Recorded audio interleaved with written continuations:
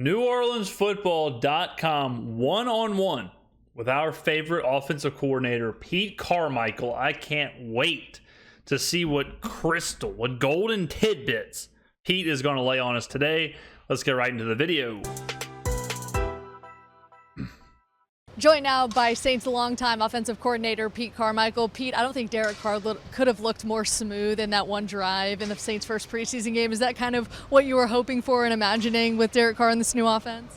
I doubt Pete was even watching. Pete might have, he might have been having trouble getting into the parking garage. He may have been lost on the way to the stadium. The chances that Pete was even locked in to this drive, small. I would say, yeah, it's definitely, we kind of had hoped to go out there and maybe, get an extended drive, get those guys a certain amount of plays, and then, depending on how that drive went, see if we sent them back out there or, finished with that drive. So it was nice to finish in the end zone. And really, when you just talk about Derek, real efficient. I love the tempo, getting, to the line of scrimmage, getting the cadence going. And I thought that he really executed well because there's, not every call the first guy's open, and you saw him have an opportunity to progress through some of his reads and make some real. Okay, Pete obviously watched my channel. Thank God. We talked about how much we enjoyed seeing Derek go through his progression tree during the first drive. It wasn't just boom, one read throws. It wasn't quick throws. He was moving in the pocket. He was going through, like I said, the progressions. Love the drive, no doubt about it. I'm glad to see Pete is taking some of my commentary and using it for himself. Pete, what are we going to do as far as game plan? What are we going to do pre-snap motion? What are we going to do moving into the season? How are you going to involve Alvin Kamara in the passing game? I need to hear all these things in the next 4 minutes, Pete.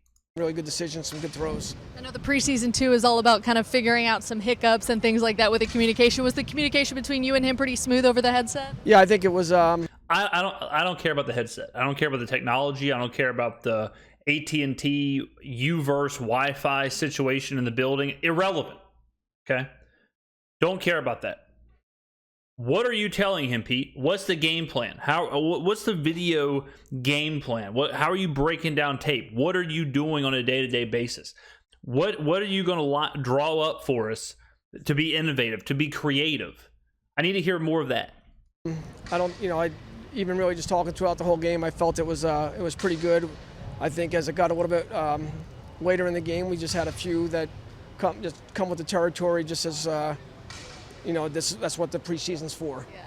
When you were envisioning Carr in the offseason, knowing you guys would kind of acquire him once that deal did go through, were you looking forward to just bringing back the explosiveness of this offense that it was maybe when Drew Brees was here? I think there was, I would say that there was a lot of dialogue, leading up to that, kind of his vision, our vision. What is your vision, Pete? This is something I've asked. What is your vision for the offense moving forward?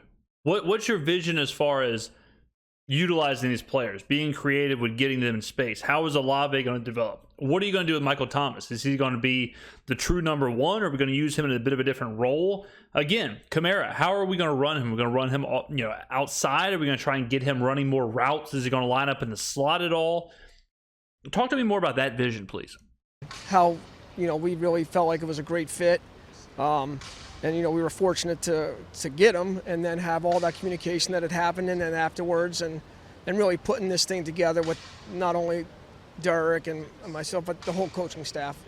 That's actually what I was going to ask you next, was the vision that Derek had when he wanted to come to New Orleans and what you were envisioning. Were you guys on the same page with that right off the bat, or did it? God, I hope so.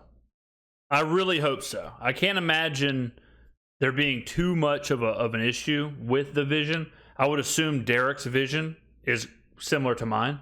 Derek wants to spread it out. Derek wants to move the ball downfield. Derek wants to call plays to the line. Derek wants to push the ball. Good. Derek wants to spread the ball around. We've heard that every step of the way. Derek Carr has been multiple wide receivers, multiple tight ends. Derek is not afraid to distribute. He's not a one target kind of guy. So love that from Derek Carr. Love the vision from Derek Carr. A lot of people are telling me that Derek, DC, is going to be taking kind of the line of scrimmage play call duties. He's going to be making a lot of decisions on his own. Good.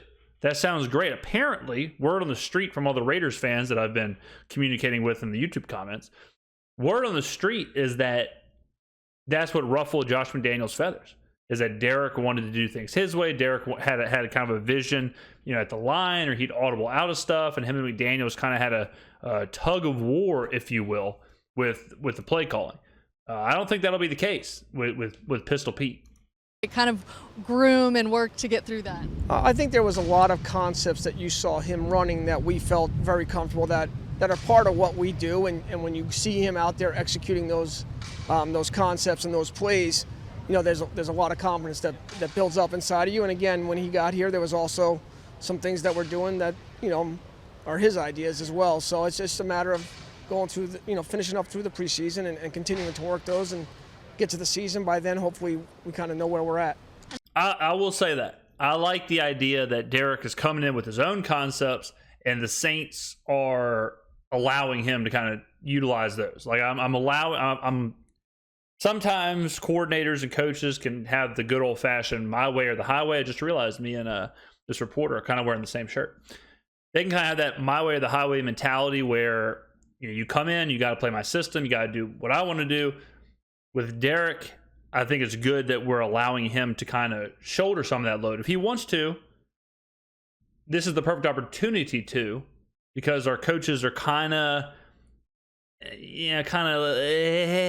weak as far as play calling and game planning. I know you've worked with several quarterbacks offensively, at least to this point, but when you were first meeting with Derek Carr at dinner, when it was kind of the first kind of introduction, you guys got to talk about the offense, was there anything that stood out in that conversation that Derek said?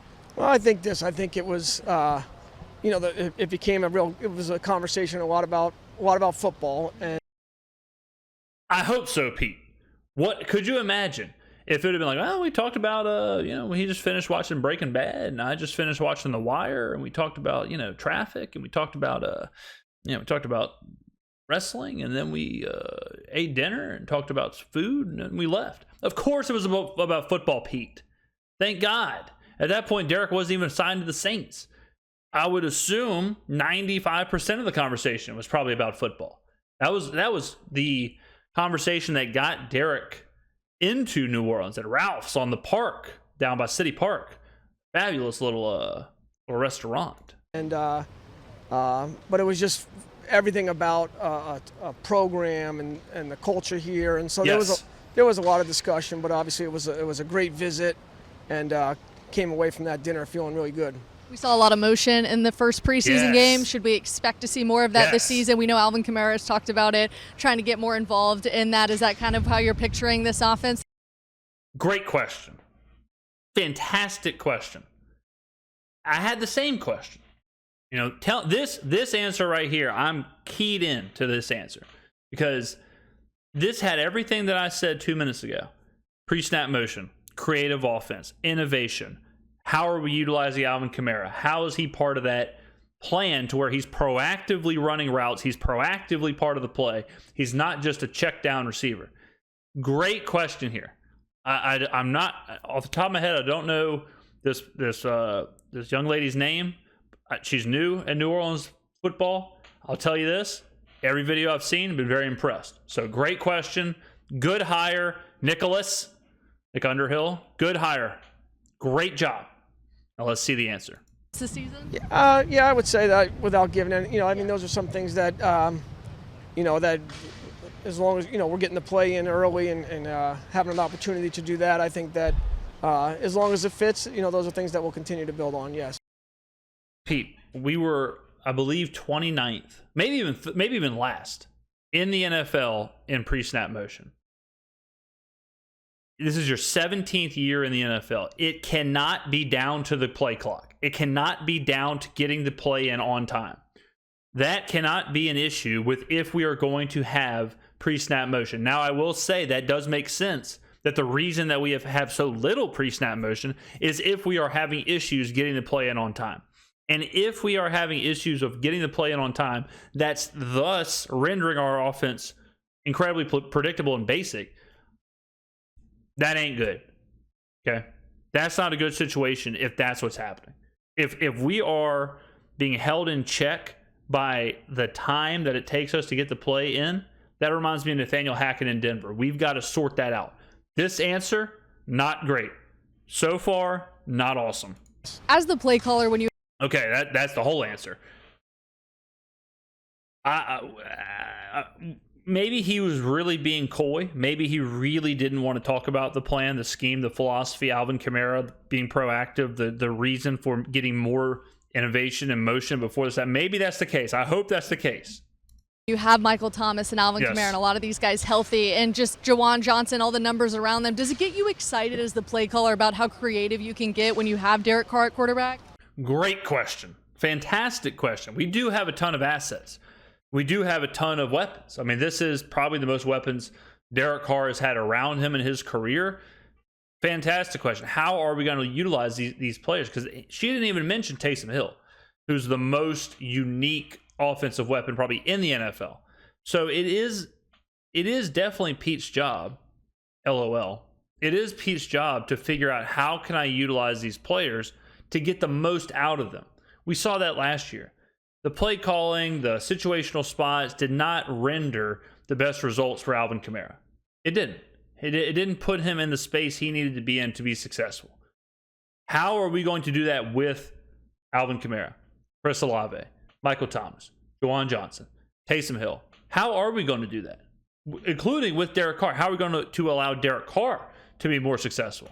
Yeah, I think that for us, it's we feel good about putting those guys on the field, putting them in the right situations where we think, putting them in the spots where they can be successful. I think, Derek having the opportunity at times to get us in the right place, type of those things, and knowing where the ball is going to go. And so, really, we still have some preseason work. Still got to get out work out some of the details and the kinks that are still existing. And so.